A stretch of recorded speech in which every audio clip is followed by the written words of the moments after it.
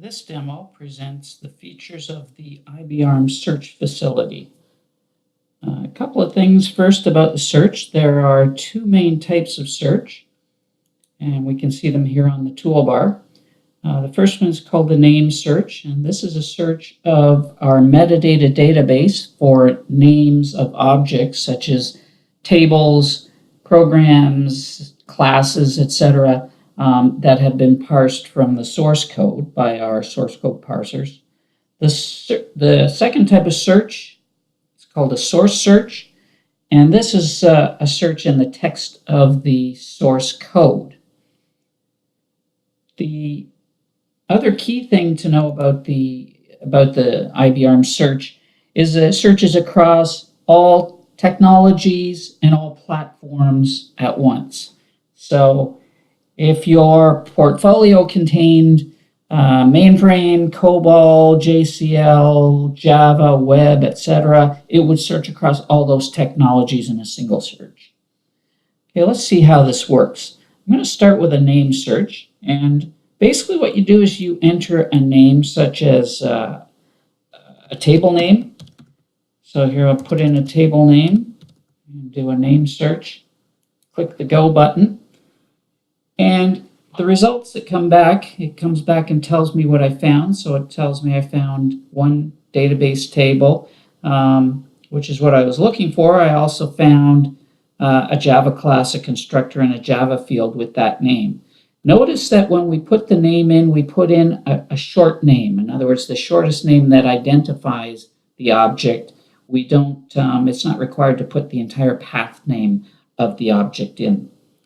So from here, you get back the name of the objects that were found. It also tells you the application that it belongs to, as well all of the links that are available for that object, such as the relationship, the data access view, the database summary, etc. All of those are available immediately to the user. Another example, I'm going to enter a program name here and click the Go button, and the results come back, show me it found one program, also found a load module. In this example, the program name is shown under the component name column. We also can see the full file name for the program. And again, all of the links are available, so we can jump, for example, directly to the source code for that program if that's what we wanted to do.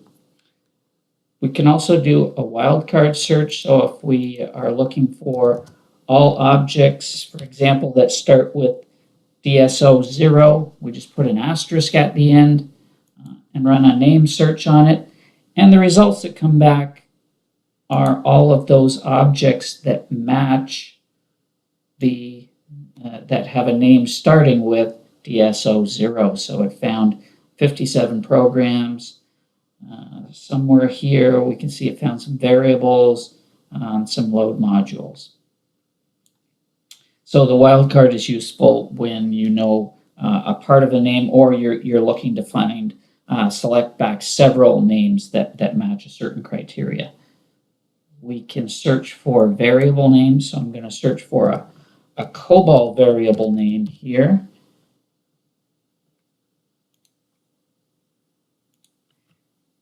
And when you search for a COBOL variable, the results that come back are called variable references. So here it came back with 7 variable references.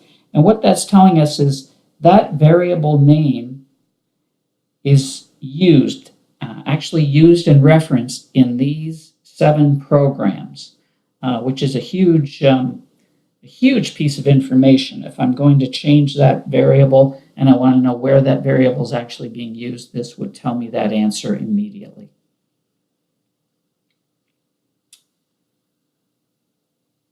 When I do a search, I often get more information back than I'm really looking for.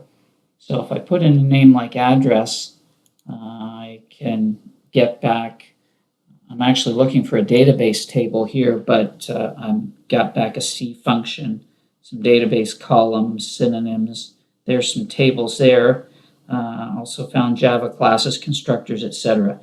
So often we will want to filter down the list that we retrieved from the search. And we do that by going into the advanced search, and we can do that by hitting the change link here to change the search. So here in the advanced search, I can go and add some filters to my search. So in my case, so we can filter by application, by name, by type, and others. I'm going to filter this by type, and I'm going to say type is database table, and run that search again. And here it brings the results back, and the idea of the filtering is to reduce the list, to zero in on just the results that you're looking for. So here I've managed to get back just the database tables. All right, so the name search is very useful when you know the name of the object or objects that you're looking for. It allows you to get to them very quickly, and then to quickly jump to the view that you need for that particular object. The other type of search is a source search, and this is a search that probably most developers are used to using. You search in the text of the source code. So here you can enter metadata names like table names and program names, or other things, language elements, even things that you might find in comments, text that you might find in comments. So there are a lot of things that you could search for in the source code. So here I'm going to search for the term search, and I'm going to run a source search. And the results that come back show me the places, in this case, all the places, all the lines where the text search was found. And the line numbers here are hyperlinked so that I can click on a line number and jump over into the source code. In this case, it's a stored procedure that was found. So I've jumped over into the source code, and in the source code, those locations where that search criteria was found remain highlighted, so I can see those and do my further analysis from there.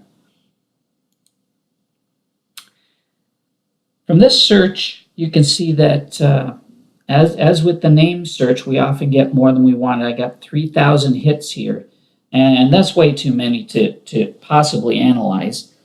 I'm going to, again, do some filtering on this one. So in the source search, I come in and I'm going to add a couple of filters here. I'm going to filter first by application. So by application CI, and by type. Type is programs. So I'm looking for programs, and so this uses the and criteria here. So application is CI and type is programs. Let's run that search. And the results that come back, much smaller number now, 432. So now I'm zeroing in on the ones that I really want to find. One of the things that I notice here is that we're getting hits within comments. And that might be something you want, or might not be what you want to find. So again, let's go back to the advanced search and do a little more filtering on this. So I hit the change link again. Back here in the advanced search, there's an ability to search in the source without comments, or comments only. I'm going to search in source without comments and run that search again. So it runs, again, the filters remain, and it runs just the source without the comments. And now the results are reduced quite a bit. It's down to just 26 hits. And from here, it's probably a much more manageable number that I can continue my analysis on this. The source search in general works like most search engines work. So if I enter multiple criteria, so if I enter, for example, control space report, the search here will work basically like an OR condition. So it's going to find files that contain the word control or the word report.